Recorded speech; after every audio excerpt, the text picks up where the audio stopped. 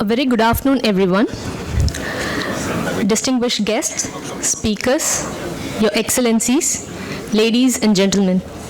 My name is Divya, and I have the pleasure of being your MC today. On behalf of the Institute of South Asian Studies at the National University of Singapore, I welcome you to today's panel discussion titled US Trade Policy and Its Impact on Asia. This event is jointly organized by the ISAS, the Confederation of Indian Industry, and the International Institute for Trade and Development. To commence the proceedings, I would like to invite Associate Professor Iqbal Singh Sevia, Director, Institute of South Asian Studies at NUS, on stage to deliver the welcome remarks. Dr. Sevia.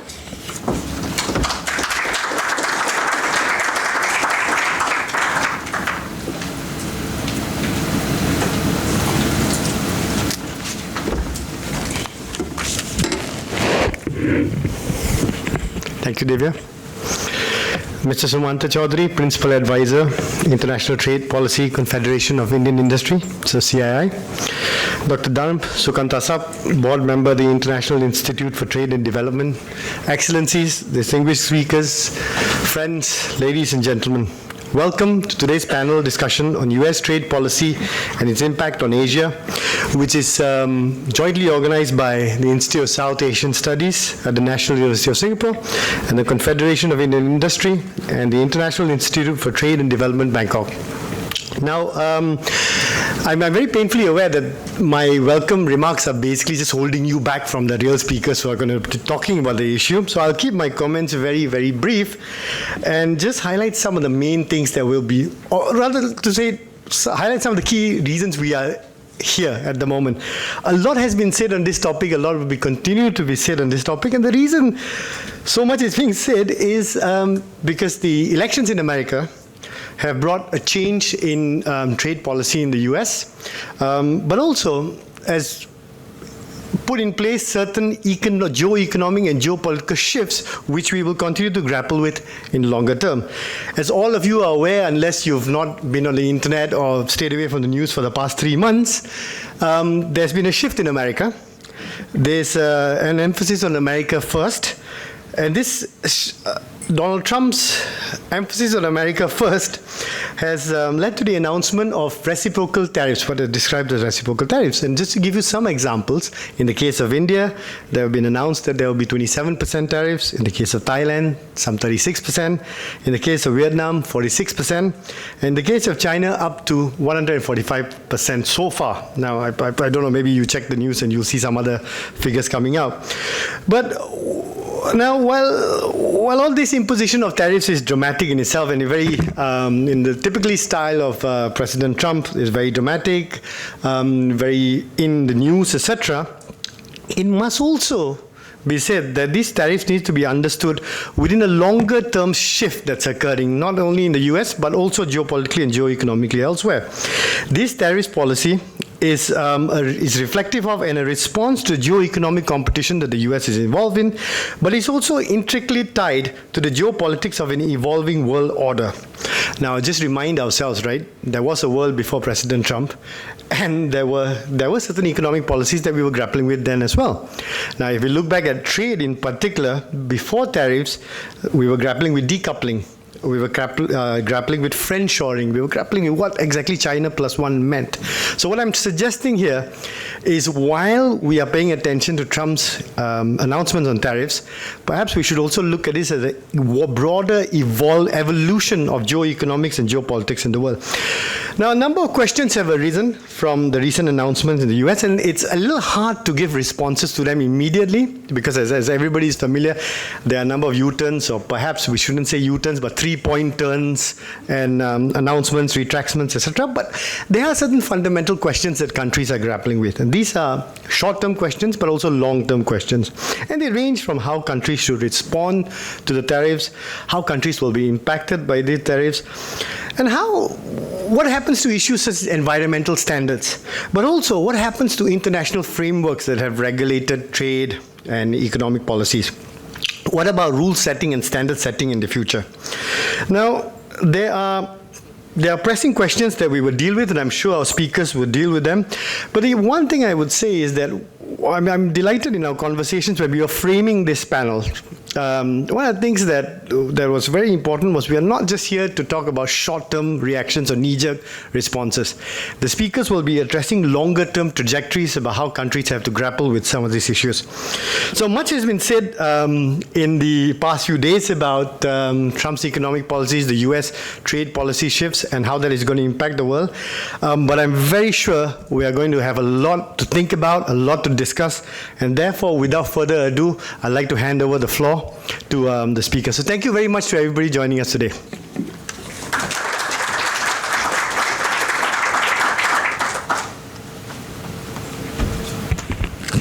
Thank you, Dr. Sivya. As he said, I would just now like to invite the speakers and the moderator up the stage. We have 4 distinguished speakers for the day. Mr. Sumanta Chowdhury, Principal Advisor, International Trade Policy, Confederation of Indian Industry. Dr. Deborah Elms, Head, Trade Policy, Heinrich Foundation, Singapore. Dr. Sarah Tong, Senior Research Fellow, East Asian Institute, NUS. And Dr. Andrew Staples, Founder and Principal, Geopol Asia, Singapore. Moderating the session would be Dr. Amitendu Palit, Senior Research Fellow and Research Lead, Trade and Economics, Institute of South Asian Studies at NUS. I will now invite the distinguished speakers and the moderator up the stage.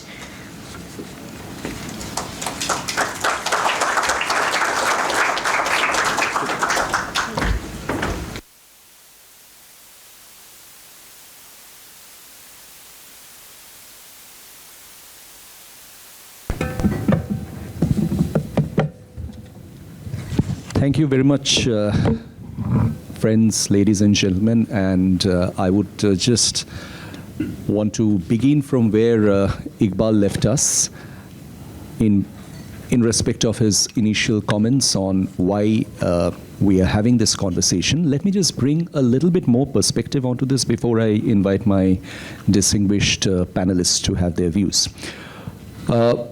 We actually are discussing, by way of a broad subject, the US trade policy, and you would notice that there is no individual mentioned in this title, deliberately.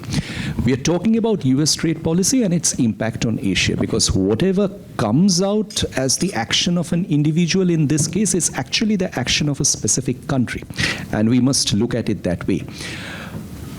And also, the fact that we look at Asia is again deliberate, because what we have felt is that by way of these actions, which are unilateral trade policy actions, the impact is not confined to a particular country or a particular region, even though they might be put out that way, that there might be countries which might be having a certain amount of tariff slapped on them, which might be different in terms of the value of the tariff vis-a-vis another country.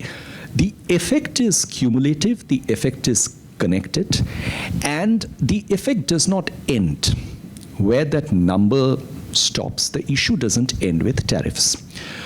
Perhaps, just to expound a little bit more on this long-term trajectory surface that Iqbal mentioned, there's evidently a huge amount of surprise and consternation and alarm and disturbance over what we have seen since 20th of January getting folded out, and the number of executive orders that have come in from that period of time are arguably more than what was signed during the Biden administration, the whole 4 years, or even before that in Trump 1.0. The issue, I think, which we need to look at a little bit more seriously is that, was this at all unexpected or not?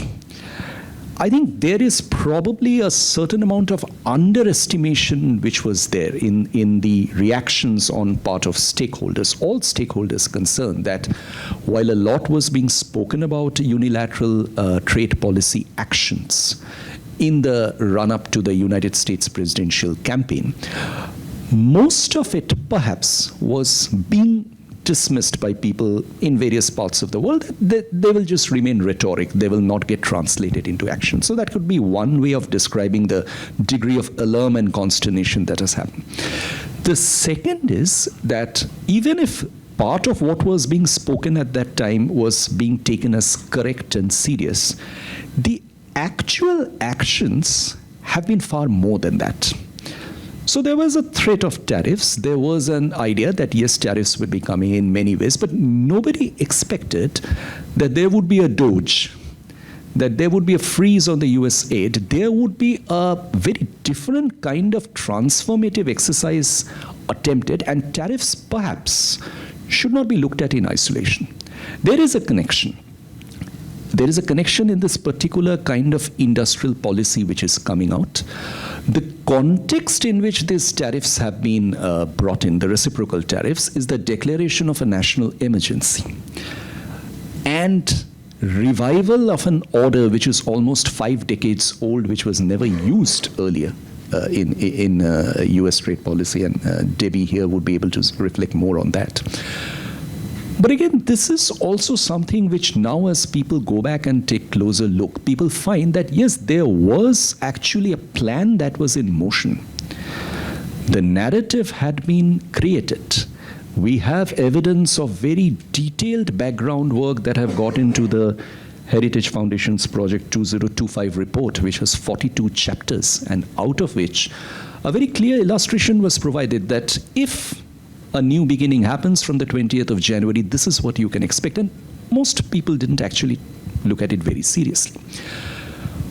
What we now have with us are a range of questions which are of a nature whose depth can vary depending upon the amount of importance people want to attach to this question. Some might think that, well, this is just a blip on the radar. This administration is not going to last beyond 4 years, so all those will end at that point in time. Everything will go back to business as usual.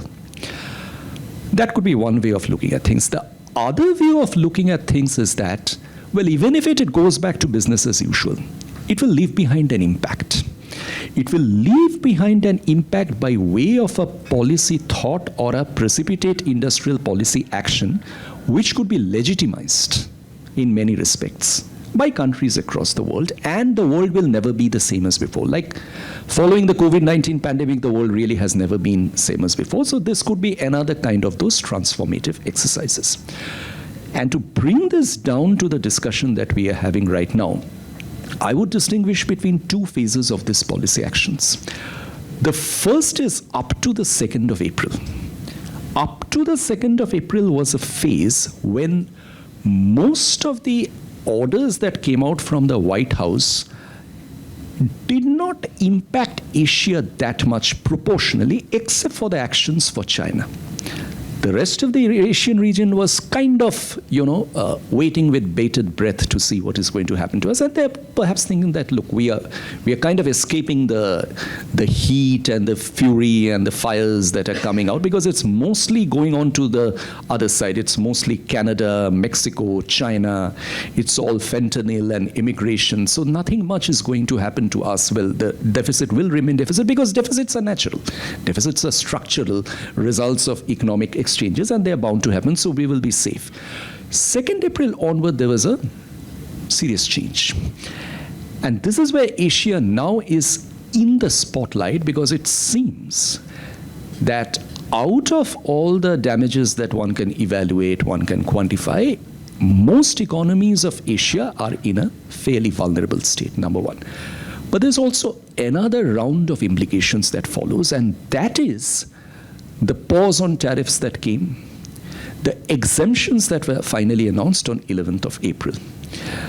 Now, does this mean that this is, in a sense, a genie that has been uncorked? And it's very difficult to be put back into the bottle, because the cost of uncorking that genie is turning out to be too much to handle. So this is where we are right now. We are on the 15th of April, and I think hours are passing on the thought that what new is going to come out from the White House at what stage and at what point in time. Luckily, over the last 24 hours, we haven't had much. That does not mean that before this discussion concludes, we might not hear something. Today, the focus was on Harvard, but might be on something else. So I'll stop there. And I don't need to introduce my very distinguished panelists, who are kind of names by themselves. I will begin with Debbie, and I will request the panelists to share their thoughts for 6 to 7 minutes. After that, we'll have a round of discussions, and then followed by another round of discussions. Over to you, Debbie. Thanks very much. It's an honor to be here, and I'm always happy, I guess, that we have a packed room on trade issues. You know, I mean, I've done this for my whole life, and although I've always found trade fascinating, I wasn't always in a packed room full of people who found trade equally interesting. And so I suppose the good news is that every event is packed, every webinar has hundreds of people on it. My LinkedIn is insane these days. I mean, so yay, I guess trade is now interesting to a lot of people. And suddenly, as we saw a little bit in Trump 1, people know, what is a tariff? And you have these weird discussions with taxi drivers over tariff policy. So I guess, again, yay, trade is interesting. But in this case, trade is interesting because of not great reasons, which is the destruction of 80 years worth of trade policy in less than, 83 days into Trump's, I've lost track, but I think it's only 83 days or something, 84 days into Trump's administration. So just think about that, like sort of 80 years of the way the world was structured, shot to hell by one individual. Now, we would like to not have that happen, and you'd like to sort of get up in the morning and ignore what he's done, but unfortunately we can't do that. We are stuck with this destruction taking place that hits all of the globe differently, but it hits all of us, including, as we've discovered, penguins that have, on uninhabited islands apparently are affected by U.S. policies these days. So, which I will say is another bonus of this entire exercise. The memes, the penguins, the cartoons have been fabulous. And you need that because otherwise you would just be sobbing all day long, right? This is just depressing to watch, this level of destruction on a regular basis. So let me talk a little bit about what it means, what are the challenges for Asia in particular, and then sort of where do we go from here. So one of the reasons, in case you don't follow this in the trenches every day, one of the reasons why Asia is at such risk at the moment is because, well, first of all, it trades a lot. It's an export-driven region and always has been. But second, because of the nonsense formula that was used to assign these April 2nd tariffs, in which you had your exports to the United States divided by your imports from the United States, and divide that by 2 to be magnanimous. And as a result of that, Asia got hit hard because countries like Cambodia, which exports a ton to the United States and imports almost nothing because they don't have any money, ended up with a 49% tariff. And Myanmar, which is undergoing a civil war and an earthquake, was hit with 44% tariffs.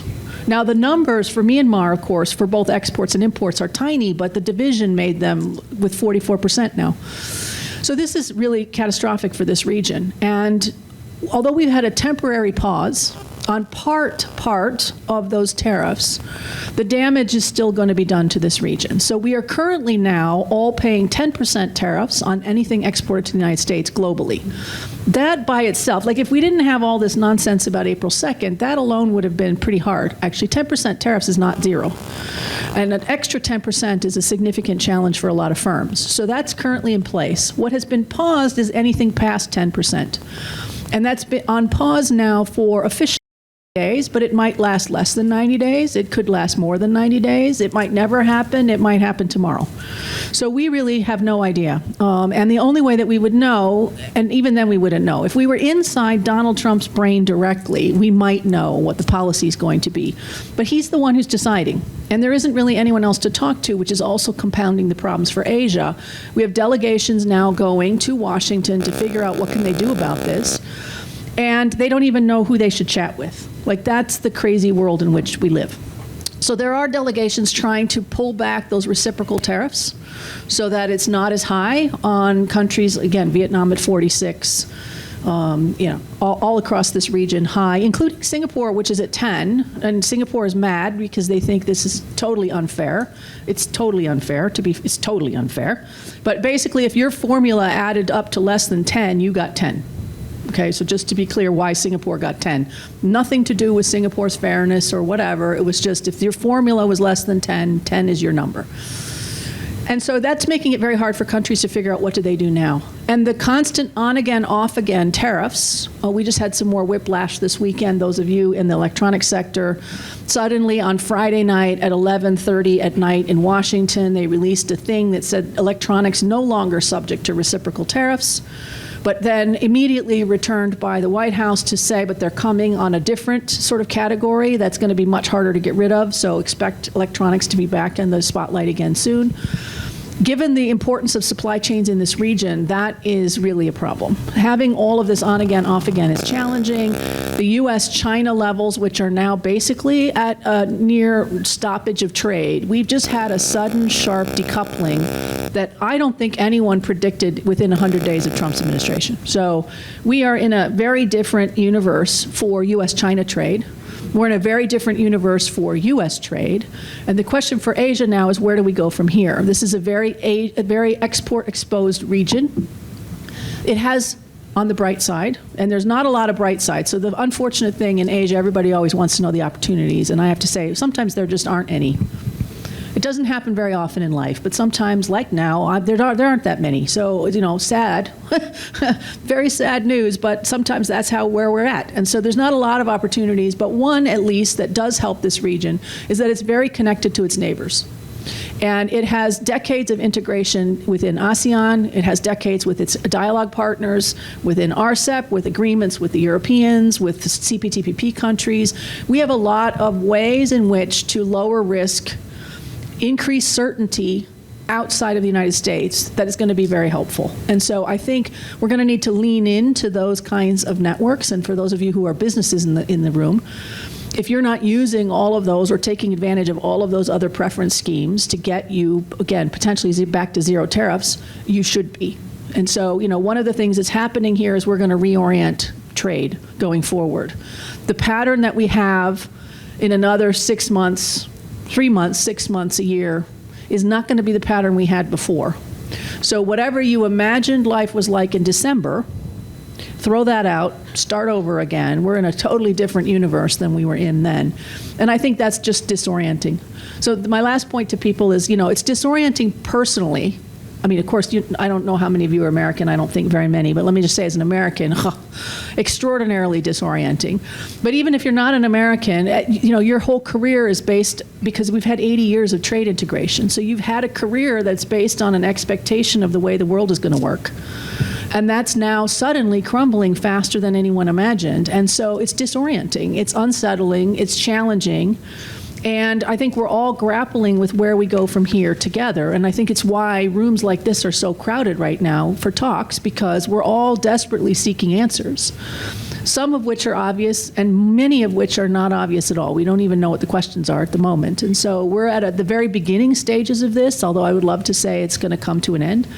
We're 84 days into this Trump administration. We are not at the end. And so, buckle up. Thanks. Thank you. Thank you so much, Debbie. So let me now invite Mr. Sumanta Chaudhary. Very good afternoon to all of you. And let me start by saying that it might not be a bad idea to start remembering the world of 80 years, because we seem to have forgotten it completely. And what was that world, particularly with relation to trade in goods? Businesses or industry had a choice. And what was the choice? They could trade on an MFN basis, where the tenet was, it was the same tariff if you were a member of the WTO, which largely all countries in the globe are. Or you could choose a preferential route with a trade partner with whom your country has some kind of a trade agreement. And in order to prevent this preference from being misused, you had rules of origin. So you had these two choices. Either you had MFN or you had preferential. Now you have a third variable, which I will call differential. It's neither MFN, it's neither preferential. It's perhaps the opposite. So it's a differential tariff. Now, the moment you impose a differential tariff, there are a certain consequences irrespective of numbers, and I'm not getting into that. The first is that since with every country you have different tariff rates, you need rules of origin to ensure exactly what you wanted in a preferential regime. Otherwise, and therefore, if you have a reciprocal tariff or a differential regime where rates are different across the globe, that is simply unimplementable because of the chaos it would cause at the border when consignments come in. So that's the first thing. Second, I would use a second word, and you'll see this happening, a tariff-safe country. What is a tariff-safe country? A tariff-safe country is one which now is 10 and will continue to be perhaps 10 after this magic period, or within this magic period of 90 days, when that country would get into a trade deal with the US, right? So if my perception, for example, is that Asians are better negotiators than the European Union, or of course the Canadians and the Mexicans, I would tend to believe that, hey, maybe these countries will be closer to 10. But someone else down the line may still get back to somewhere like 20 or 30 or whatever. Any case, as Debbie said, these numbers are largely figments of imagination. I can put any number. And by the way, the world has completely forgotten about the 10. It's been accepted as if that is the norm. You are accepting a 10% rise, which is the largest ever rise in the United States in the last 80 years that we have seen. So you've almost accepted 10%. Nobody even questions it, right? And what do you have as an alternative, as I said? You have complete uncertainty. Why did you need a set of rules, whether they are MFN or preferential? Because businesses need certainty for trade, for investment, for production. All of that is now gone. So it's no longer a question of what tariff applies to me. It's a question of tomorrow what tariff applies to you and to you and to you. Because that will determine my relative comparative advantage vis-a-vis the rest. And hang on, this is a moving figure. It keeps moving every day or every night, maybe because of a dream that might have happened. So it keeps on moving. So how will you in such a situation, so what is the normal reaction? Hold back. And that's what we are seeing. So now, in the 30 days or 90 days, you will perhaps have, and there are already articles telling about stockpiling of inventories in the US. People are even shopping for Christmas because they don't know after 90 days what will happen. So in a sense, this so-called jump that you might have this quarter is no reflection of the world that you are going to have post 90 days. And by the way, there's no guarantee of these 90 days, as Debbie said. It can shrink, it can expand, it may never be there, or you may get back. So you have all possible scenarios possible. Second, as I said, the anticipation of how countries are going to negotiate becomes a feature in your trade and investment decisions, right? So therefore, this is a completely new parameter that nobody ever thought of, but we will have to think of it because that's the way it's going to happen. The third thing which is disturbing is the impact on the US economy itself. And I'm afraid that none of those indicators seem to be pointing to something very positive. So on the one hand, of course, you have costs escalating. And remember, it's not just about a single tariff embedded in the product you are exporting. Behind that are intermediates, raw materials, etc., which you happen to source from a particular country. Those costs are also escalating. So there is a general cost cascading impact of this. Second, we've seen the early sort of indicators of a reverse. So the stock market tanked, it went up again with the reprieve of the 90-day, it again tanked, and so on. And then you've got one other very important, the financial market in the US, essentially the US Treasury bonds, which funds this huge trade deficit. And what has happened? You've had panic reaction of countries pulling out from the US bond market. Bond yields have actually gone up from about 4.01 to somewhere in the range of 4.551. They've come down again.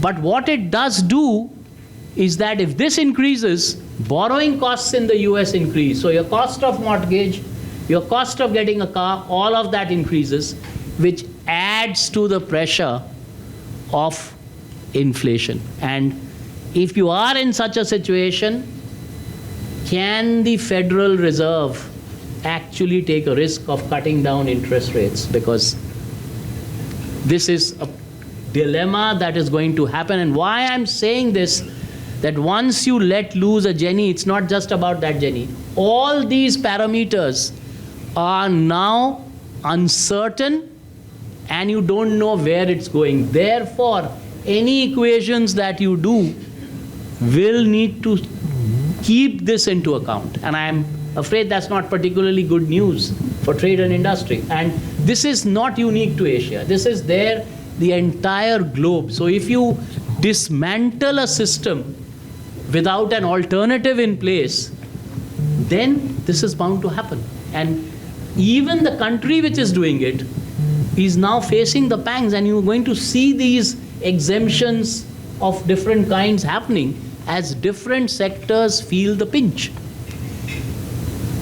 In such a situation, what should Asia do, or what should anybody do? And one more feature which I said is the framework under which you do these trade deals. Nobody even talks of it.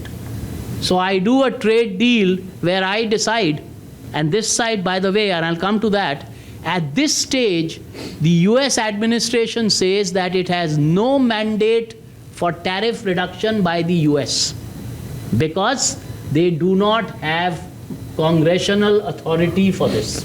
And this requires congressional authority. And by the way, the US has not signed any free trade agreement. I think the last one was in 2012, apart from the newly done USMCA.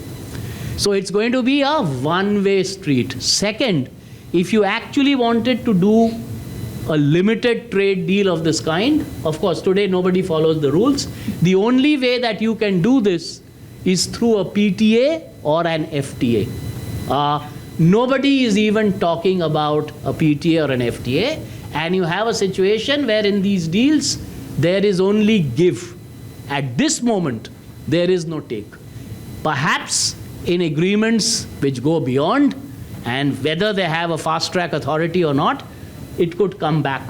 But right now, countries are faced, let us also where it is the country which is trading will have to reduce its tariffs and maybe go beyond that to non-tariff measures. But the chances of US reciprocating at this stage are virtually zero. And it is, in some sense, an argument which one can question, but technically this is correct, that they do not have the authority to do so. So the consequences of all of this, as I say, is whether you like it or not, the chances of global trade shrinking, and don't get excited by the numbers in this quarter. They are no indicator, they are only an indicator of how bad things could be later on. So while this quarter might be good, in a perverse kind of way, global trade, already I saw the WTO which actually does this forecast, and it had a forecast of 3% growth in global trade in 25-26. It is now saying 1% negative, so it's a drop of 4% in global trade. A positive figure is turned into a negative figure, and people only realize it's 1%, so it's fine. It's not. It was supposed to grow at 3. So you are talking of a decline of perhaps 3 to 4% in global trade. So you have a smaller pie, you have uncertainty about whom that pie will go to, and third, you have a problem with the country which has imposed it in the first place. because the backlashes are beginning to happen. Amitendu talked of the act. I know for certain now, I've read it, that there are legal challenges to this very emergency and the use of this act for tariffs and to define trade deficit as an emergency, because 50 years this trade deficit has been there. So, but I leave it at that. It throws open so many questions, and that's what I was trying to do. It's not a simple equation of tariffs any longer. It's gone beyond and out of control into areas that one would have thought are not really going to be governed by a tariff regime. Thank you. Thank you very much, Shumantoda. Many thoughts over there which we will come back to, and let me now turn to my left. Andrew, over to you. Thank you very much. It's a pleasure to be here today, and thank you for the invitation to join. And it's a real pleasure to hear the expertise on the stage here as well. So hopefully I can offer some thoughts as well. I spend most of my time with multinationals and thinking about sort of geopolitics, what it means for their strategy and so on. So I think that's maybe my contribution to bring some thoughts from that area there. But picking up on some of the points that Amitenda, you were talking about there, about going well beyond trade into fundamental questions about the global order and the emerging new order that we see, the geopolitical impact of that, the geo-economic impact of that. And this is very much where I sit, what's going on in the international political economy, who has power, how are they using that power, and we're seeing all of that very starkly at the moment. Just to sort of map out a few areas, and again picking up on some of the points that we've already heard. There's a lot of volatility and uncertainty in the market. We know that. You can see that every day. We don't know what's going on with tariffs. They're on, they're out. I thought about wearing flip-flops today to sort of reinforce the point that we're flip-flopping back and forth, and it's very, very difficult to get any certainty there. And this is leading to volatility. You would have seen what's going on in the markets, in the equity markets, also more importantly in the debt markets, which is, I think, the one that's providing a bit of a backstop, as we heard earlier on. How are companies, responding to all of this? Because again, we want that stability, we want that security of knowing what the investment environment is looking at. Actually, tomorrow I'm running 2 round tables looking at where to deploy capital in Asia, and the conversation is not going to be about deploying capital, because nobody's going to be deploying capital at the moment. It'd be crazy to do so. In fact, everybody's drawing in their horns and battening down the hatches. And this, to your point, leads to headwinds for the global economy. Multinationals will not be investing in that new production facility, that new port, or whatever it might be, that new machine. They will be cutting headcount. They will be slowing down any new hires. They might be putting on ice any investment in new technologies and so on. Cumulatively, that has a negative headwind for the global economy. At the same time, I think something I hear a lot of at the moment, and it's relevant to countries as well, is that you can control what you can control. You can't control this sort of mess that's going on around trade and Trump, but you can look inside your organization and how agile, how resilient are we, how far are we on our digital transformation story, and all the rest of it. These are things that you can focus on. And I think, interestingly, countries and groupings can look at that as well. I've been on quite a few webinars or discussions or whatever focused on ASEAN, and we know that there's a lot that ASEAN can be doing. We've got the ASEAN Free Trade Agreement and so on, but look at those non-tariff measures, those non-tariff barriers as well, which slow down economic integration. That's clearly some low-hanging fruit in order to control what you can control that governments can be looking at in this part of the world and elsewhere. That's the here and now. And if you try to sort of tune out some of that noise and think about the longer term implications for this as well, this is a real inflection point for the global economy. We've heard it presented much more eloquently by Amitenda there, that all of those certainties and assumptions that have underpinned globalization, for better or worse, and in this part of the world, the hundreds of millions of people lifted out of poverty through trade and investment speak to the positives of that global world order, all of those assumptions that underpinned, the globalization of your value chains, particularly in things like electronics and manufacturing and so on, all of those are being questioned, if not sort of pushed off the edge of the table. So what are the new assumptions that will be shaping this new emerging global order? So thinking about sort of multipolarity, again, who has power to shape the global trading system and so on within all of that. Thinking about a different stage of globalization. So I was with the economists for a long time. We thought a lot about new globalization, which was a term we used a lot.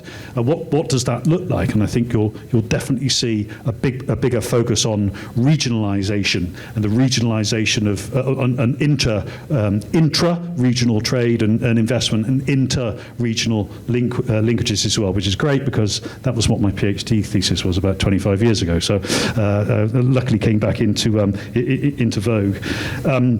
So you've got that sort of fundamental order of the global political economy to be thinking about, and everything related to that as well, including sort of security relations and so on.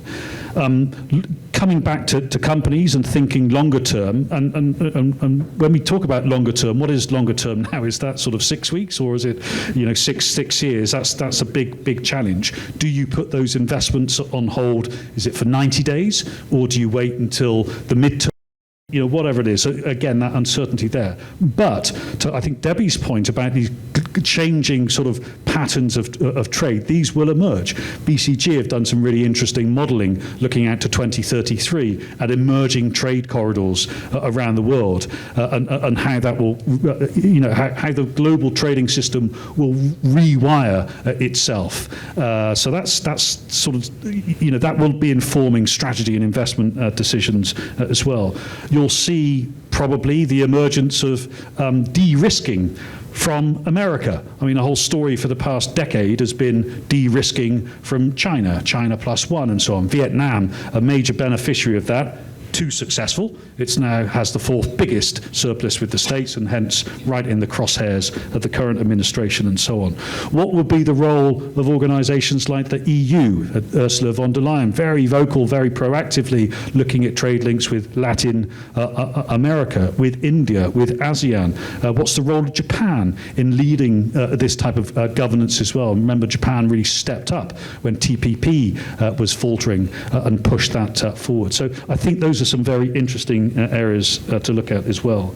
And then maybe just a final sort of couple of points on this, going back to that order and the trust in America, which is being rapidly eroding, and at the country level, but also in the financial markets as well. You may have heard some talk about a so-called Mar-a-Lago Accord, and this sort of harks back to a fundamental re-evaluation of the US dollar in 1985, when the G5 ministers, as they were then, came together and agreed to massage down the US economy. This, you could look at Japan, was one of the contributing factors to that massive bubble economy that emerged in Japan in the late 1980s, which burst in 1990 and led to 2 or 3 decades called the lost decades of low growth, slow growth, deflation, which Japan is only now just coming out of. And I'm minded of that quote by Ernest Hemingway when I think he's talking about, going bankrupt or becoming poor. So, gradually, then all of a sudden.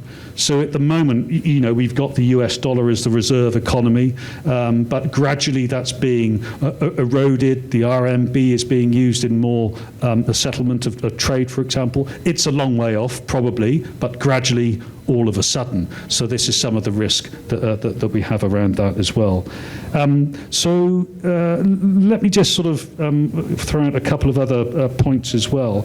You've been talking about the sort of genie being unleashed. We've been hearing a lot about the toothpaste is out of the tube as well. So again, this sort of reinforces the idea that there's no going back to a business as usual. This is a fundamental shift. And if you think about when those tectonic plates move in an earthquake, that's where we are. We're in a different position. We need to map out what the contours of this new emerging world order are, what that means for trade, for investment, and and relationships, and then bringing it back to the sort of corporate world, what that means for strategy, what that means for business models, what that means for investments, and so on.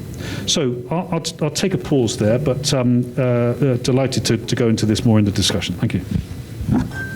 Thank you, Andrew, and we are definitely going to come back to you for a little deeper insight on some of these ideas. Sarah, over to you.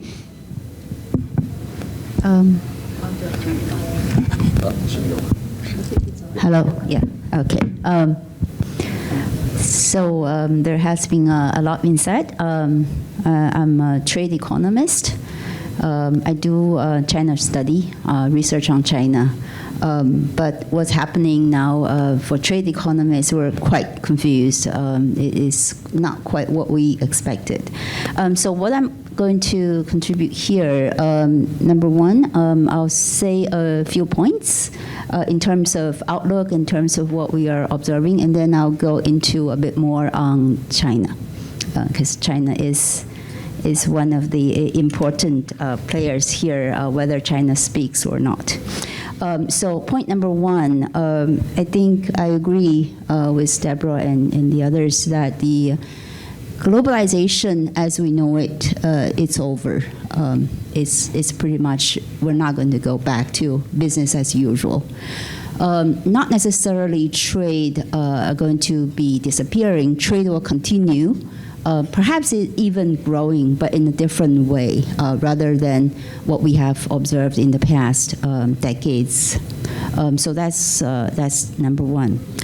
Number two, we are living in a very extraordinary time with uncertainties and volatilities that Andrew mentioned, in which case businesses and countries will have to find rational actions to at least find some comfort, find some solutions, but we have to go beyond that. So short term are short term.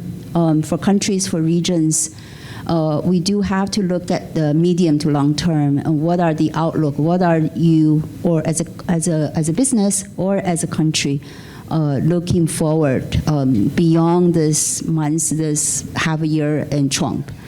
So that's my second point is short-term pains will be real and significant, but actions will have to be something, the short-term action has to be consistent with your long-term objectives.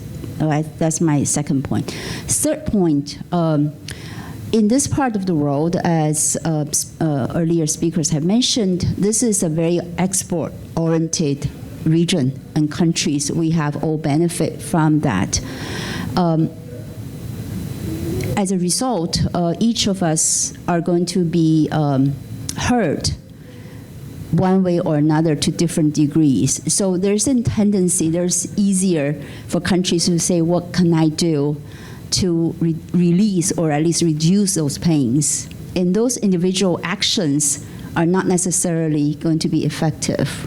So for ASEAN, for East Asia, for Asia in general, something has to be more concerted, at least in groupings, in which case you have a better position to deal with the issues.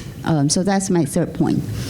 Coming back to China, I mentioned to Pallet that I just came back from China after 6 weeks. I didn't take part in any of the official discussions, but I do try to have conversation with the scholars or policy researchers, not officials. So I sort of having some sense of what China is trying to do and what are the thinkings, perhaps rationales behind. Number one, I had this thought that we used to think institutions are quite resilient in countries like the US, and now we seem to be doubting that. Institutions doesn't seem to be so resilient when you have a situation like we have now. Policy making I'm a China watcher for many years, and we always have a lot of criticisms about policies and policy making and this and that. And recently, I had the sense that it seemed to be that the Chinese way of policy making, at least what I have learned, seems to be give me more optimism compared to what we observe otherwise. So that's kind of interesting, sort of new thinking about China. My sense of the Trump 2.0, that China seemed to be relatively more confident in terms of how the economy has developed, has grown and increased, and had the capacity to withstand or endure some of the pains. Even thinking that China may be stronger, at least compared to the Trump 1.0. To say that, okay, so this is going to be difficult, this is going to be painful, but we are in a better position compared to the past, to the last time.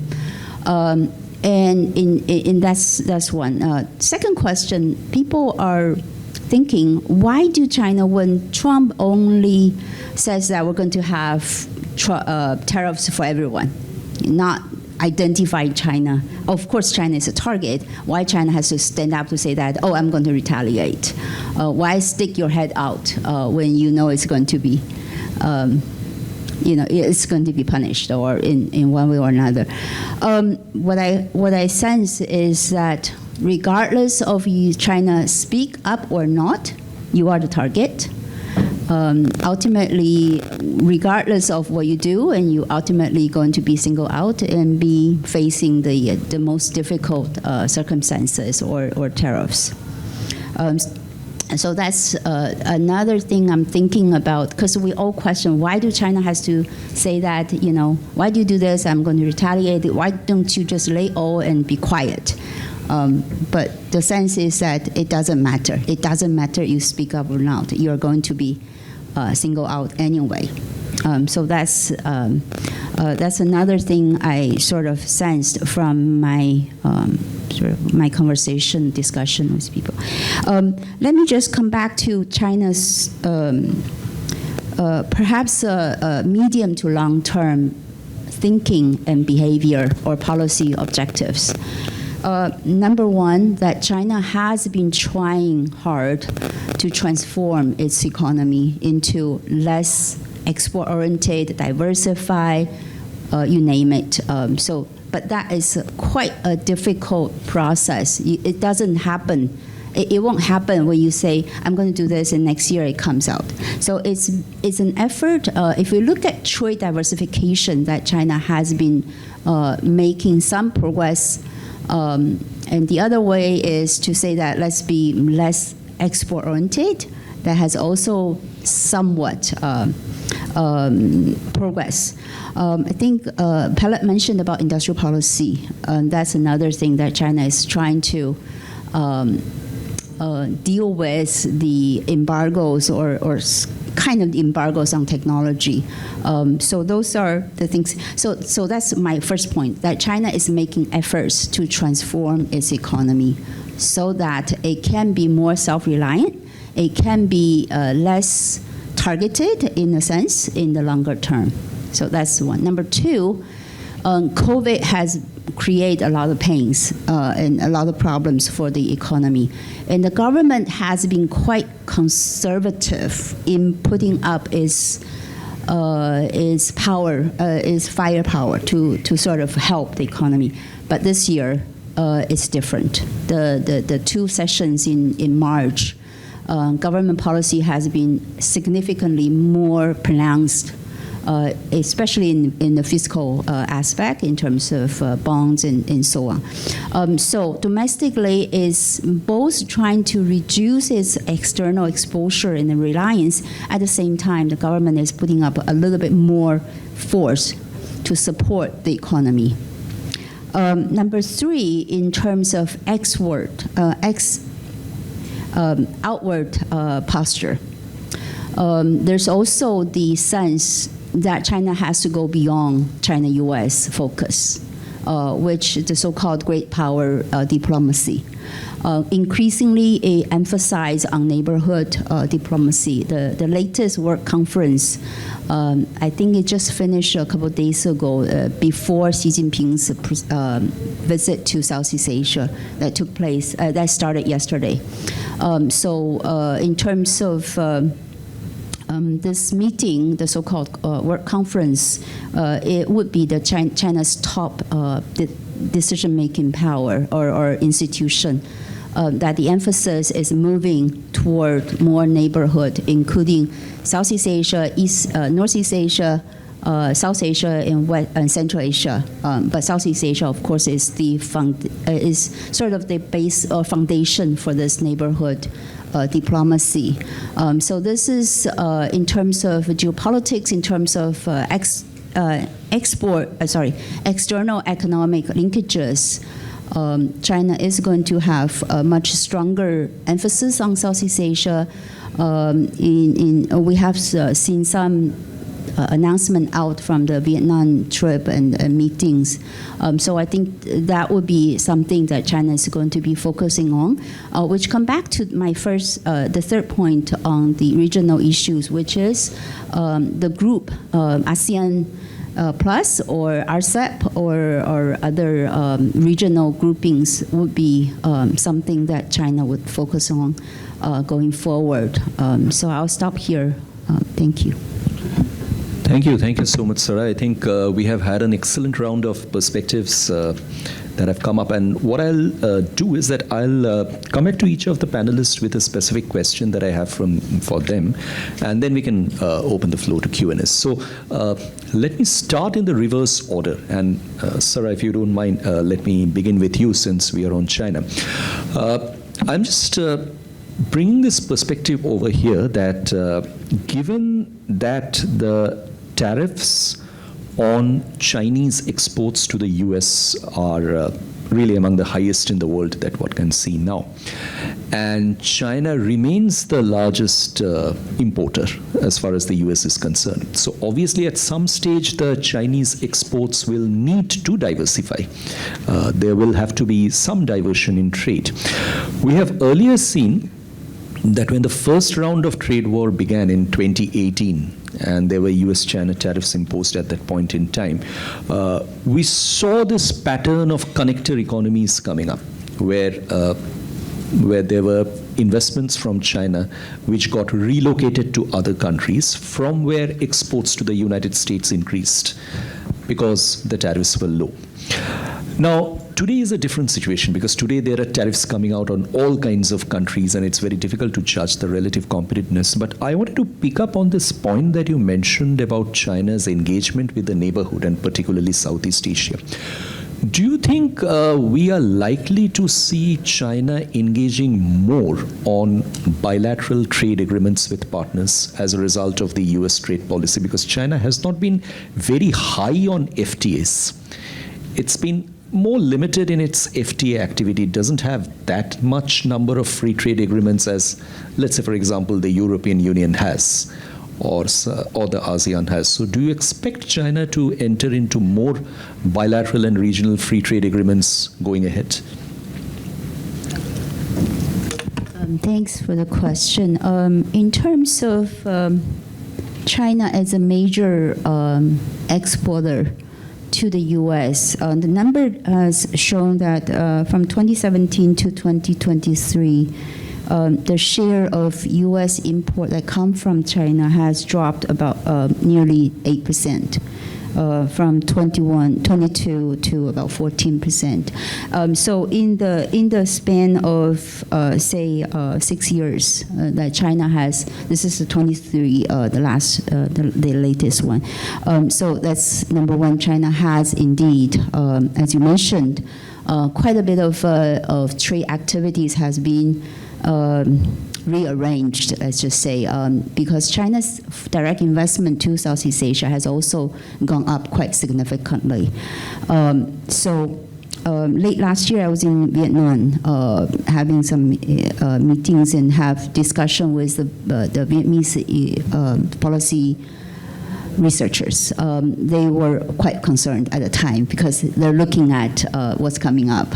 So that's part of it why Xi Jinping is in Vietnam the first. And I call that an effort, a significant effort to safeguard bilateral ties. So it is quite dramatic. The question is what China might do in terms of neighborhood diplomacy or enhancing regional cooperation. I think China, ASEAN, in the framework, under the framework of RCEP, there are already a lot of rooms to improve. China is also thinking, or at least aiming to join, for example, to form more high standard issues, like in the CPTPP, even though China is not part of it, but is looking at those issues with Southeast Asia or with particular countries. So if RCEP is not including those issues, but China is willing to open up more to talk about those issues. And in the case of China-Vietnam, what we have seen is that China is also trying to build up trust, including building the so-called high, I don't know what's called, in terms of border trading. The border issues streamline, facilitating through China-based data solutions and things like that. Of course, there are also infrastructure and other issues. So I believe China is open to, number one, unilateral opening for countries in the neighborhood, and also strengthen cooperation in infrastructure, in e-commerce, data, and so on. Because in some of those areas, China, as a large economy, has a lot of rooms to develop and actually have been advancing in a lot of the advanced issues, in particular in data-related issues. So I think those are some of the areas that China wants to push forward. But bilateral, special bilateral agreement, maybe on special issues, but within the framework of high standard economic opening, rather than bilateral but exclusive to other economies. That's what I thought. Yeah, thank you. Thank you, Sarah. Andrew, if I could come back to you and just wanted to bring in a little bit more of the wider context into this, to go back to where it all started from, the first EO that came out on the 20th of January, Make America First trade policy. And then subsequently the national emergency, the illustration of the fact that there is a serious national security risk for the US in the large trade deficits that it has with all its partners, and tariffs will be used for correcting those imbalances and addressing national security concerns. Now, that would have, generally speaking, given the idea that there are countries which are considered, adversaries, quote unquote, from a national security perspective of the US, and there are countries which would be considered more of allies or less adversaries. But when you look at this reciprocal tariff list, it's a very funny list. So, for example, I'm not getting into China, but if you look at, let us say, a country like Taiwan, which technically is an ally, has been put on with a 32% tariff, right? If you look at a country like Australia, with whom the US actually doesn't have a trade deficit, slapped with a 10% tariff. And finally, you don't even find a mention of a country like Russia in that list. So what exactly is this security game and foreign policy thinking playing out over here? Any clue? I know it's a messy situation for you to be in. I wouldn't have liked to answer that question myself. but I'm taking the advantage of our friendship to pass it on to you. I mean, no response is a mess. I mean, it's gibberish. Yeah. There were the Senate hearings with Jameson Greer. Was that last week? I can't remember. Recently, where he was grilled ferociously by a Democratic senator on this issue of Australia. I mean, America's in a very close security relationship with America. It's going to be building nuclear-powered submarines for Australia with the UK under AUKUS and so on. Australia doesn't have it has a deficit and so on. So why would you want to do this? And to the point earlier on, is the main target China? Okay, we can make a case for that. We understand that sort of relations with China and all the rest. So why hit Australia and Japan and South Korea and Taiwan and everybody else as well? From a sort of strategic perspective, not much of this makes sense at all. But then you've got to get into sort of Trump mind if you want to go there.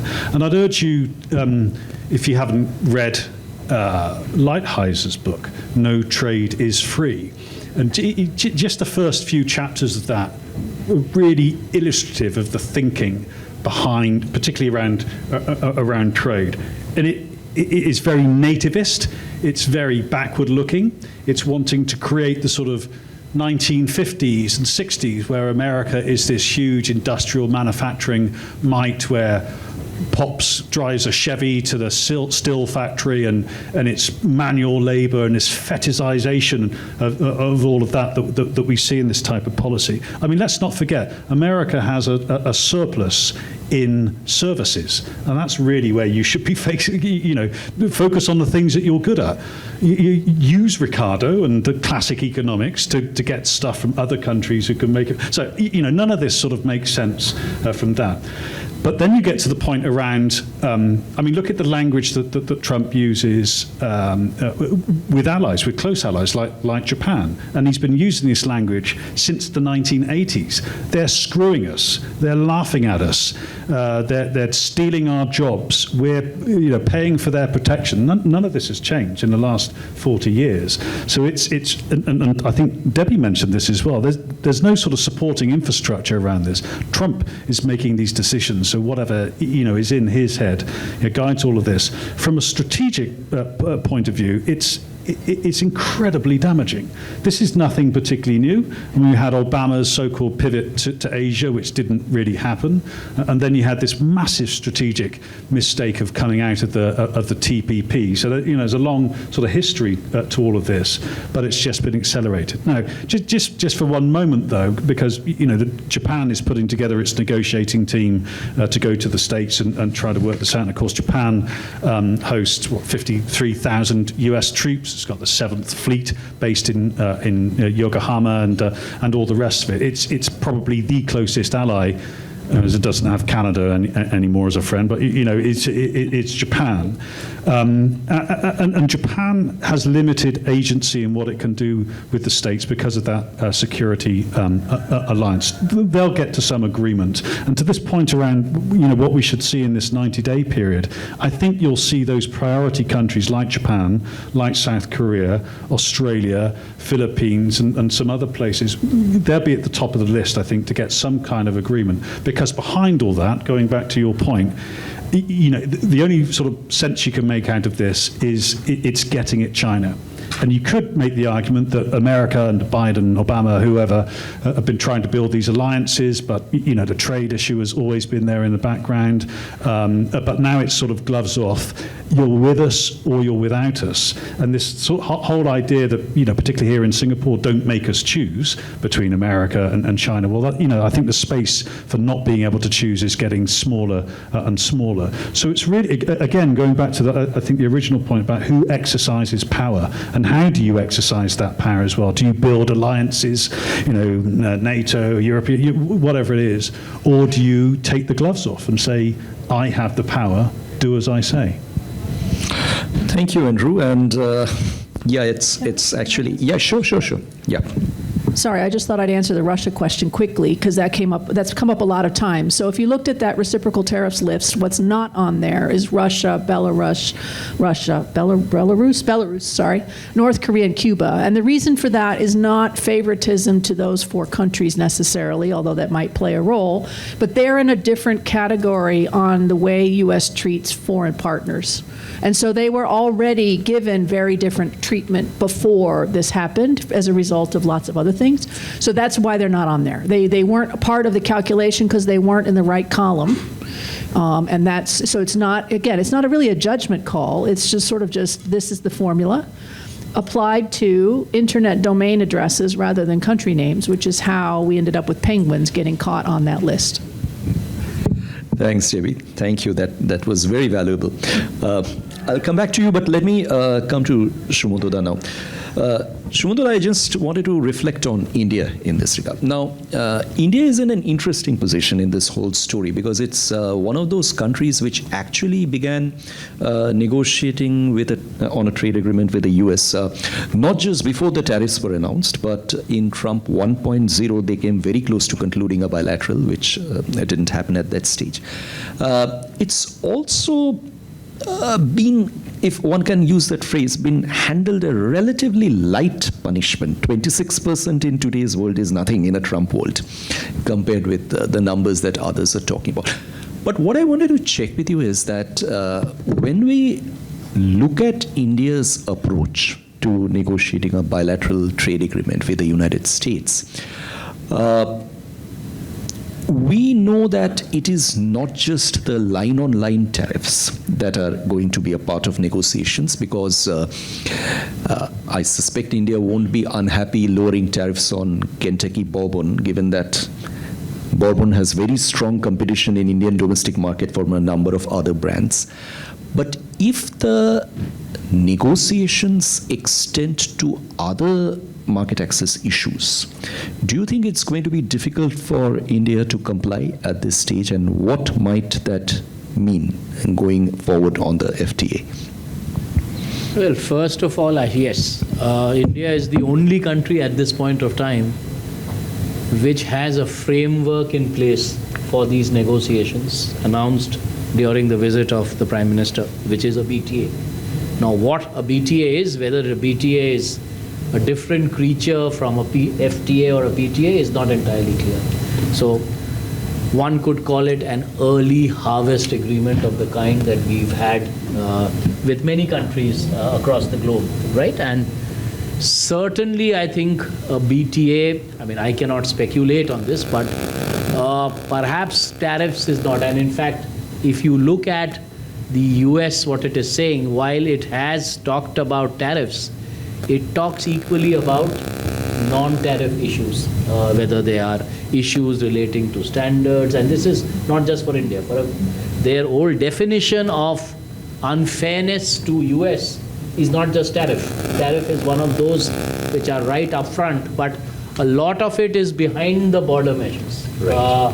Which are, as I said, standards, customs procedures, ease of doing business, etc., etc. And they've kind of listed it out. So perhaps, as I said, and I said this in my earlier thing, that the framework under which these trade agreements will work, whether it is a one-sided story, whether it's a larger FTA kind of relationship, where it is not just tariffs, it is other areas, it could be services, it could be intellectual property, it could be digital trade, etc., etc.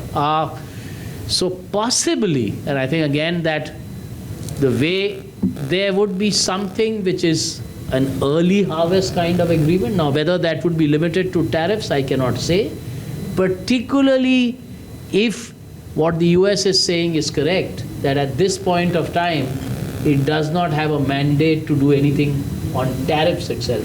It might be able to do something on other areas. So that's one. And second, you have a much longer term. And by the way, you're right. The problem why an FTA with India, and it's true, is not just because the US was on record saying that it could not negotiate an FTA because it did not have the congressional mandate to do so. This is not new. And that is why I'm saying from 2000, last 10, 12 years, there's only been one agreement renegotiated.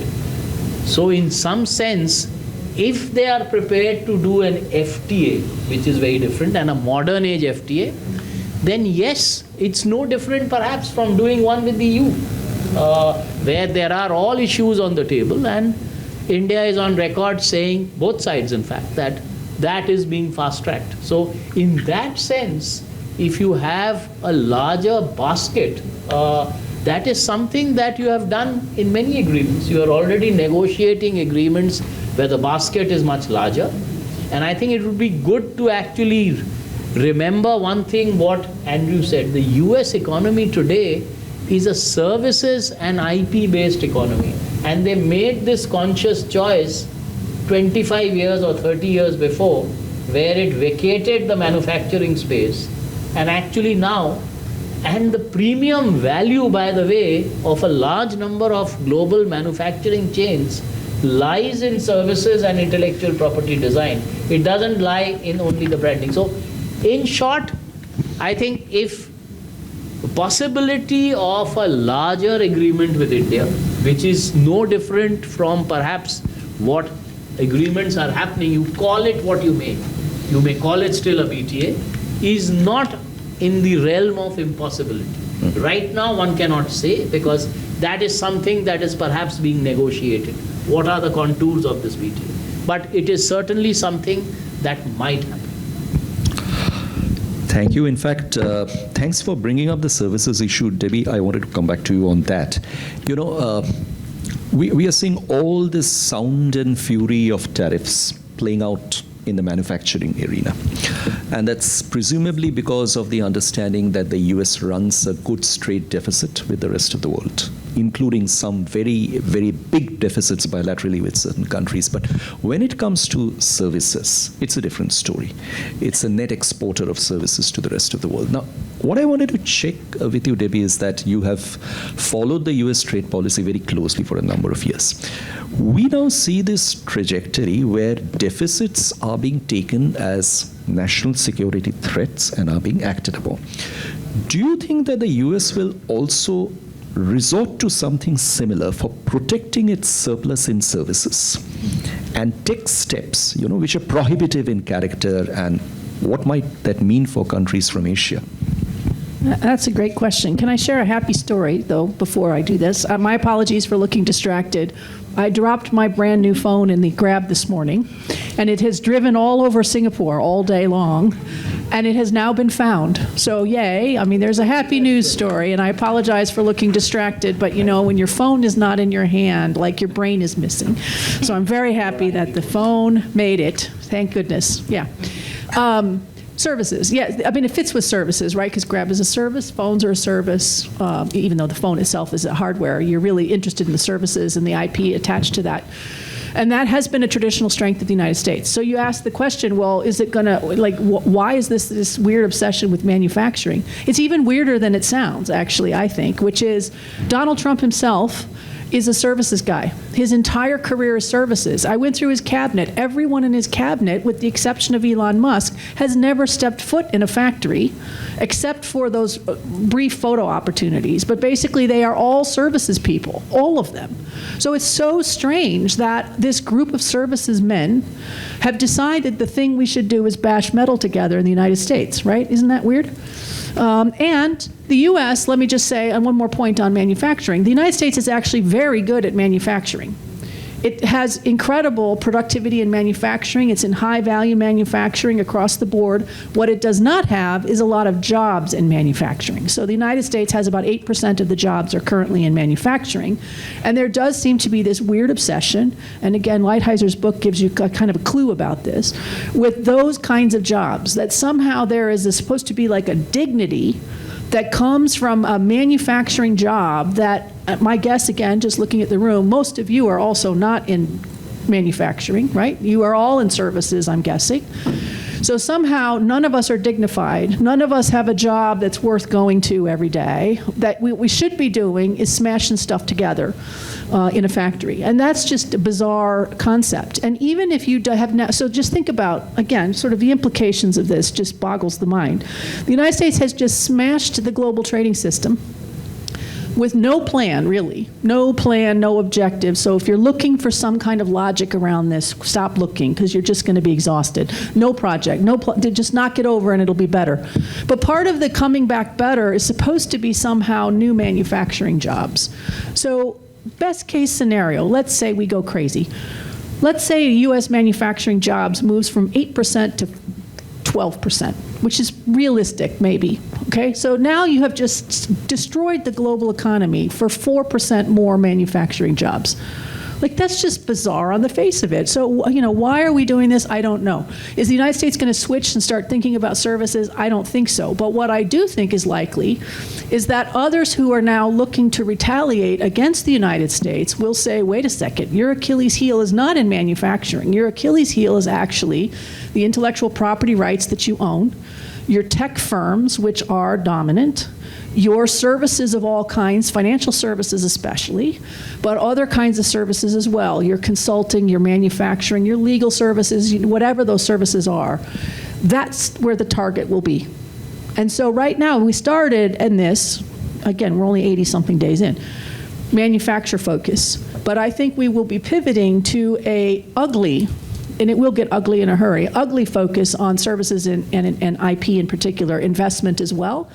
As you clamp down on whose investment, what kind of investment is allowed, from which kinds of places, and which kinds of places are you not allowed to have investment, which kinds of places are you allowed to deliver services, what kinds of services can be delivered, what kinds of qualifications do you need to have to deliver those services domestically? I mean, and what kinds of rules are we going to have around digital?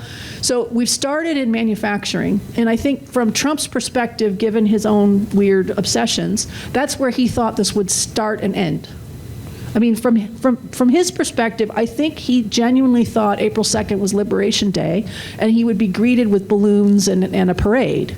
And when that didn't happen in the marketplaces, I think he's a little bit shocked and surprised, and he will continue to be shocked and surprised because he can't think about all of these other things outside of manufacturing that are going to be part of the agenda going forward. And so, you know, we're not done with this trade stuff. We will be talking trade and economic issues for, well, at least as long as he's in office. I don't think it's just 4 years, but however long he's in office. And then after that, again, we'll have to pick up the pieces and figure out where we go from there.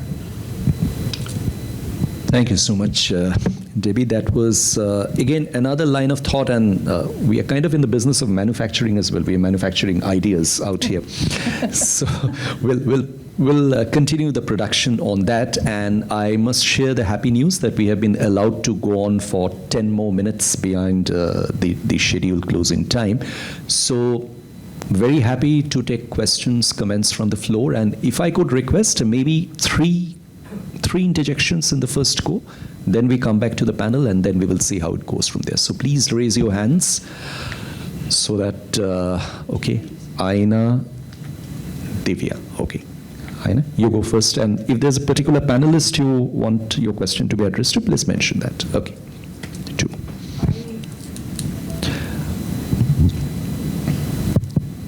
Okay, we're good. Hi, everyone. My name is Yeva Barshevskaite. I lead trade and green transition work at the International Institute for Sustainable Development. And I don't actually want to direct one panelist with this question because I think a lot of you might have your own take, so I'll just leave it hanging there to whoever would prefer to take it. But I heard from the panel a lot of, I think, shock and surprise about the decisions of Trump administration coming out of his last several weeks. But what I think we have been witnessing in terms of international trade was the very strong shared bipartisan sentiment that has led us there. So I honestly feel like anybody who has been shocked and surprised must have had a very good sleep over last decade or so, and I envy them partially. But other than that, even the Biden's workers and environment-focused administration has not moved anywhere on trade because the feeling was reasonably strong that there's not that much that could be done, and this is why I might want to challenge the panel's ideas that it's a decision of a man and it's a decision of his environment, where we had both main political parties in the United States taking very consistent steps, moving to the place where they are finding themselves today. But it's not an outcome of one decision. It's an outcome of isolating themselves consistently and moving there for a long time. So I guess my question is, do you think there is a way out of there after Trump too moves out, well, whatever that happens there?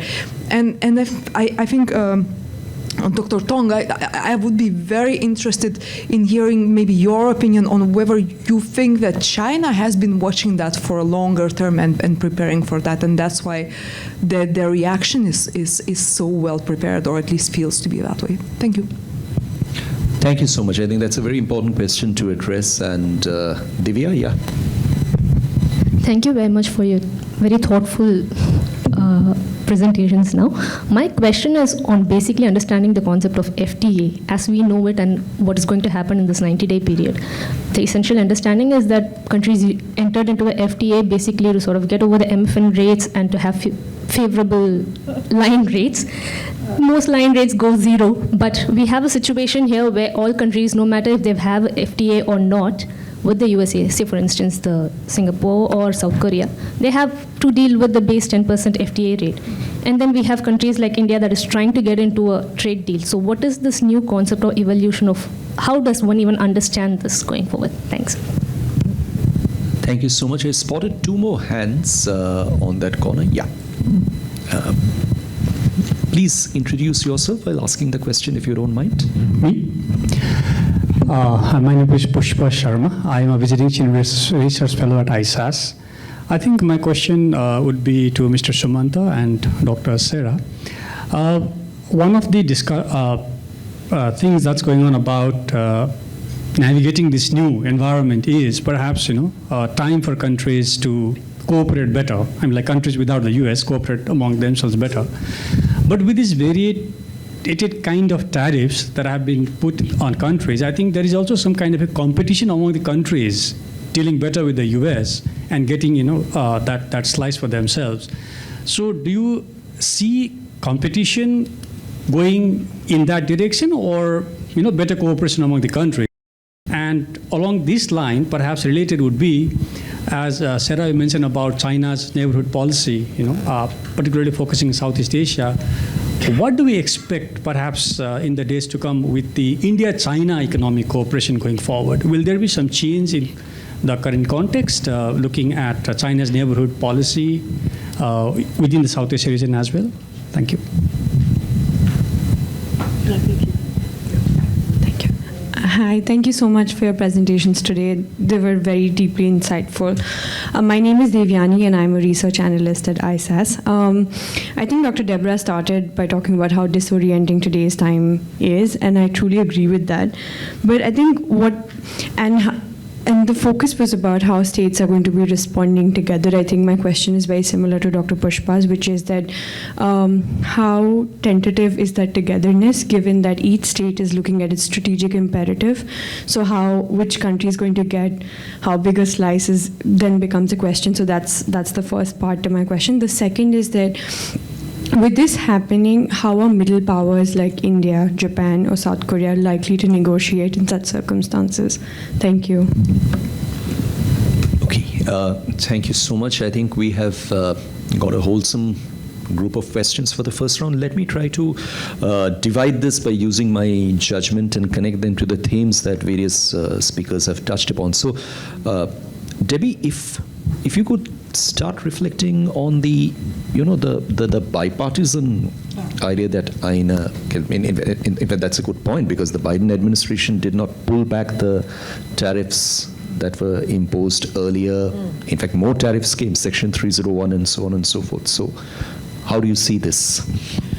Well, I think we're about to, in the U.S., rediscover that trade matters. Now, the U.S. is in a slightly different position from Singapore. Remember, Singapore is 300% trade to GDP, right? So trade really matters to a place like this, which is why the Prime Minister is freaking out about the damage that could be done. That's different in the U.S., where trade is about 30% of GDP. So 30% of U.S. economy is foreign trade reliant. That's a very different figure. That makes it easier to create a disaster in the global trading system and have fewer domestic consequences. However, that 30% is not zero, and that 30% is going to feel real important in a hurry. And it's important because it's hitting especially consumers at a time when they don't need to be hit. So it's fresh fruit and vegetables, it's incoming all of the Christmas toys, stuffed animals, electronics, pharmaceuticals are going to be hammered shortly, and Americans will suddenly go, oh my God, trade actually does matter to me. So I think we're about to have an interesting experiment in how we come together around a particular idea, and I think it will smash some of the tensions that we've had in the U.S. about being in favor of trade. Let me just make one more point while I have the microphone, which is, remember that Trump did win this election, yes, and you have to deal with that in a democracy, but he did not win this by an overwhelming, crushing mandate, right? So he won just under 50% of the overall vote. The margin was quite close, actually, to a not great candidate. And so the idea that somehow the Americans or American public is behind this kind of radical agenda, not just trade, but also the domestic agenda, I think is also a challenge. And so I think the pushback in the U.S. will be strong and will be coming, and it will be strong. It's challenging because you are really pushing at all kinds of parts of the United States all at once. But I do think we're going to discover that trade matters in ways that people just didn't anticipate before.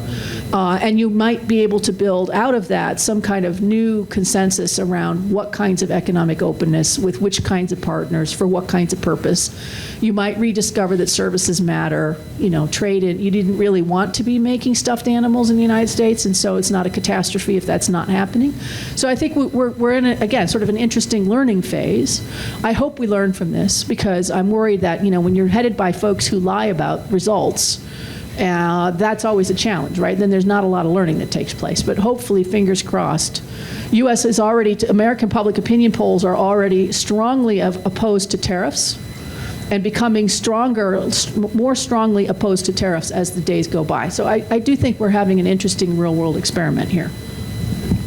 Thank you, Debbie. And Sarah, if I could come back to you, this question of the one that Debbie answered, I mean, there has been a bit of I would say, a bipartisan reaction to the fact that China is the biggest economic adversary, at least for the United States, and trade barriers to China have been proposed consistently over the last two administrations. What we are seeing during this time is an escalation, a very higher escalation to the existing barriers. Now, do you think, as the question comes over here from Aina, do you think that China was actually prepared for this, and for China, in a sense, the shock was less? So, the retaliation came quicker, the other preparatory arrangements, including inventory management and everything, was done better. What's your sense on that? Thanks. Maybe I'll just say one thing on the service issue earlier. I think Deborah mentioned that the next we're looking at perhaps is service related. Actually, we have already seen something like that. Europe has proposed something, and China is also opening up its services, not punishing anyone, but opening selectively. So that's on the services. On the question of why are we surprised, we have seen this coming. Why are we surprised? I think surprise comes in two perspectives. Number one is that Trump 1.0 we see the rhetoric, but the institutions were relatively stronger to constrain some of the policies. But this time, that seems to be that the policy, the Trump policies are actually going forward without much constraint from the institutions. And number two, the measures are sort of beyond what we have sort of, even if you're prepared, you don't prepare for 145% in that sense. In the case of China, China is preparing, has been, but not necessarily means that it's well prepared. It's preparing for something is coming up, but not necessarily the strength or the size of the policy, the measures. So I think that's on the surprise or not, or the China behavior. Is that all? Sure. Thank you. Andrew, let me come to you with this question that a couple of my colleagues raised from over there. Are you now going to see a competition among countries insofar as causing up to the United States is concerned, in terms of what is quote-unquote good behavior, less unfair market practices? It's actually a very, very valuable question to look at, because countries might not be left with choices. Like reciprocal tariffs come within 12 hours. You find Vietnam declaring that we are prepared to negotiate, we are going to bring down this. Philippines comes out with a view, other countries come out with a view. So is this something which was, I'm sure this is what was expected when, the policymakers announced what they did. But is this something which you are expecting to see as developing into a general trend on part of a large number of countries? It's a very good question, and I think just to focus on ASEAN, so we had the ministerial meeting here and a sort of statement on having a united front, which has already sort of fallen apart because, as you mentioned, Vietnam, Cambodia have jumped in there. Europe, on the other hand, is a very different story because it has the heft and it's much more integrated, and it will be, even though the Trump administration might try to peel off Italy, or Hungary, or whoever it might be, Europe, I think, will stay the course, and it will have one voice. But for the rest of the world, you're really in that sort of prisoner's dilemma. Who goes first? And again, I think you have to look at the existing relationships with the United States. So I think Japan, South Korea, Australia, probably Philippines will get something sorted out soon. I'll be very careful about hosting Xi at the moment, though. If you saw the tweets this morning, great. Xi and Vietnam together conspiring to screw us. This is Trump, not me, sorry. It's Trump speaking. So I'd be very careful about, those sort of photo ops with Xi Jinping. I think China, it's all to lose for China. There was a cover of The Economist, make China great again. China's by far and away the biggest winner of everything. So if it plays its hands right. And let's not forget that China has massive overcapacity and has the potential to swamp markets and devastate sectors. And is there goods, not just from China, but through Southeast Asia, Mexico, and so on, they will need to find another home. So, I'd be very sort of careful of thinking about that relationship with China. But getting back to those, is it going to be a sort of dog-eat-dog environment? Quite possibly in the short term. Longer term, though, going back and thinking more positively, can you get those countries or those groupings like Europe, like Japan, like Singapore, to really double down on their commitment to a rules-based trading order? And Britain's already joined CPTPP. Will Europe, for example? That will be a significant change to the global, trading landscape as well, and probably for the better, because it's these type of countries that do have those commitments to sustainability, to energy transition. It's not drill, baby, drill. its carbon taxes and so on. And so if you're thinking about a more positive scenario for the global economy, rather than this sort of Hobbesian dog eat dog, who can bow the lowest, who can kowtow the lowest to Trump, that's a more positive scenario to keep in mind. Thank you, Andrew. And let me now, over the very limited amount of time that we have, let me turn to Mr. Sumanta Chaudhary. Sumanta, there are two questions. One is, the question that Divya raised about the FTA, the 10% rate, and what does that mean? So if you could share your thoughts on that. But there's a second question I wanted to answer you from my side.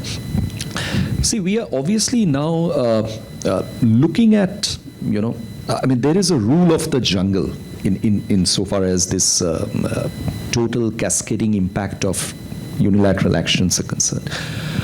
Now, the WTO does exist, but then by what extent the WTO will be able to actually answer the distress call effectively on part of a large number of small economies, particularly from Southeast Asia, is a question. Do you see certain other frameworks in terms of rules-based frameworks that exist right now as rising to the occasion and offering hopes, particularly to Asia? And since the CPTPP came up in the conversation, and what do you think are the prospects of it? And if I could just add one point over there, what do you see India's role in this regard? Is it going to be an active player in pushing certain alternative frameworks, or do you think it's kind of going to wait and watch and be more hands-off? Thank you. So first, I did allude to what you said. As I said, the only framework that exists as per current rules, and of course today, at least we are not caring about those rules. So if you don't bother about the rules at all, then you can do anything. Nothing prevents you from having an agreement on 100 tariff lines and say that's the end of the story. In fact, the Japan-US deal, which was a very limited, it's not an Article 24 kind of stuff. It's not been even notified to the WTO as a PTA. And I think that's going to happen. So you will essentially have these trade agreements without any framework, without any attempt to meet what are normally been the, I would say, norm of meeting the requirements under Article 24 of GATT. The second question is, of course, and once you are able to do that, as I said, there is no international rule then. There is nothing. It's a question of the countervailing balance between countries of what they could negotiate. And here I somehow tend to believe that it will be more or less each country, or if it's already a customs union like EU, in any case they negotiate as one. So the question of an Italy or a Netherlands or someone doing it separately does not arise, because that's not the way they do it. Not because, so in that sense the analogy perhaps is, so everybody is, and that is perhaps the calculation that Donald Trump has said. Where does WTO, the only body that perhaps can or could have, at least theoretically, come together, is the WTO. But we all know that over the years that has come, and that certainly was bipartisan, Eva, was to ensure that the WTO started to become less and less meaningful, starting with the complete destruction of the appellate body and general disengagement in the WTO on matters. So whether alternatives will come, my frank assessment at this stage, it's too early to probably say so. Perhaps not. Perhaps not. At this stage, it's really individual countries. That is perhaps the most likely outcome. The chances of different forums being used now individually, for example, it may be that more countries, because they want to diversify away from the US, start looking at other FTA partners, and this is going to happen. So perhaps you will have more FTAs between countries other than US, which do not exist today. That's certainly a possibility. Now, it could happen under a regional agreement like CPTPP, or more likely it could be a bilateral agreement between these trade partners. So perhaps that's the way that the globe, not necessarily the most ideal way, but that's the likely possibility.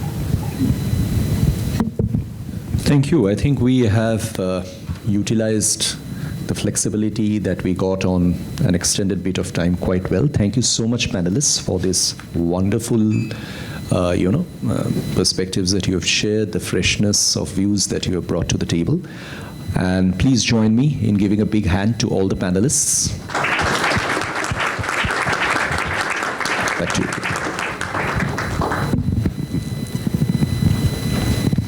Thank you very much for this wonderful session. Can I now invite Mr. Sumanta Chowdhury to deliver the closing remarks for this session?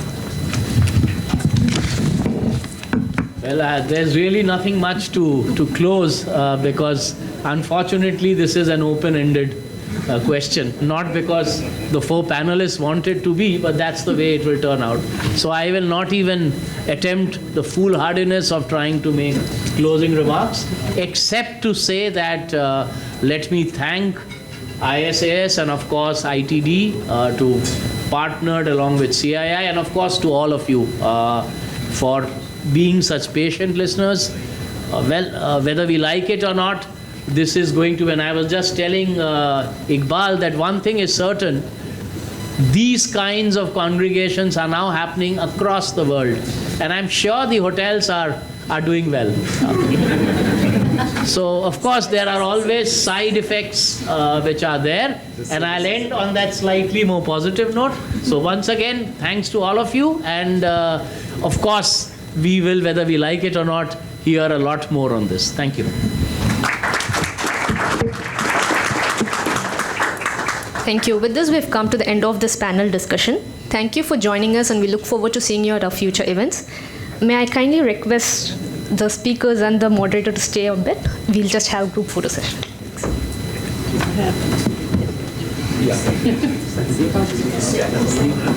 Thanks.